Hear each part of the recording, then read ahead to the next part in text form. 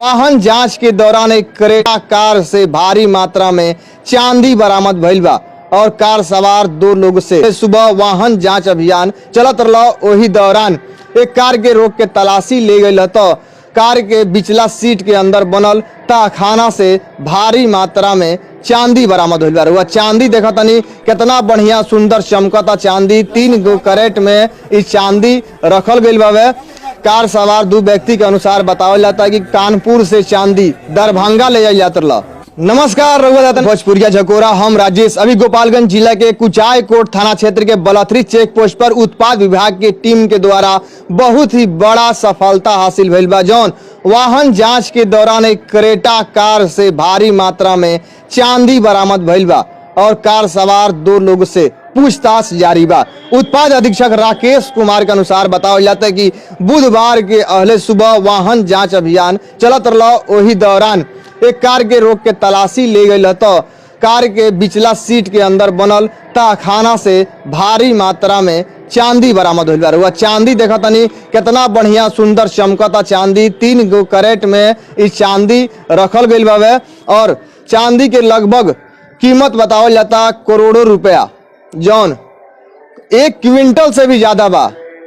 एक वजन फिलहाल उत्पाद अधीक्षक और जिला के पुलिस और सेल टैक्स ऑफिसर सारा अधिकारी मौजूद बाड़े और चांदी के वजन कइल जाता, ओकर कीमत लगावल जाता और जांच कइल जाता। चांदी जनबा की कार सवार 2 व्यक्ति के अनुसार बतावल जाता है कि कानपुर से चांदी दरभंगा ले जाता रहा।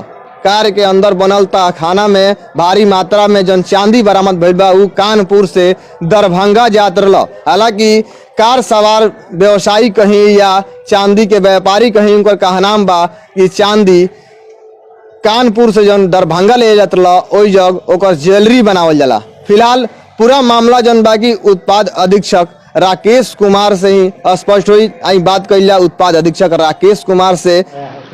बलथरी चेक पोस्ट पर वाहन जांच के समय जो है वो इनके कार को रोका गया जांच के लिए। तो उसमें जांच के दौरान पाया गया कि पिछली सीट के बीच में एक लॉकर बना हुआ है। जब पूछताछ की गई तो इनके द्वारा बताया गया कि इसमें चांदी है और ये कानपुर से दरभंगा ले जा रहे हैं। कोई कागज नहीं था तो हम लोग वाणिज्यकर विभाग और पुलिस को खबर किए हैं।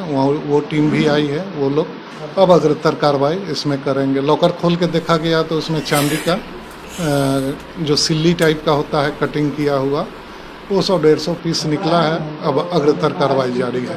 कितना चांदी है सर? अभी तौल के बाद पता चलेगा। अब बताइए आपका क्या नाम है और कहाँ से कहाँ लेकर जा रहे थे? कल शाम में कानपुर से लेकर दरभंगा के लिए जा रहे थे। क्या था इसमें? चांदी है।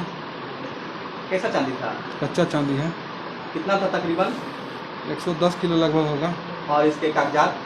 कागजात तो भैया का व्हाट्सअप चला गया है, वो आएंगे कागज लेके। तो जब पकड़े गए तो कागजात था आपके पास? कागज नहीं था। कागज तो क्या नाम है आपका? मेरा नाम मनोज गुप्ता है।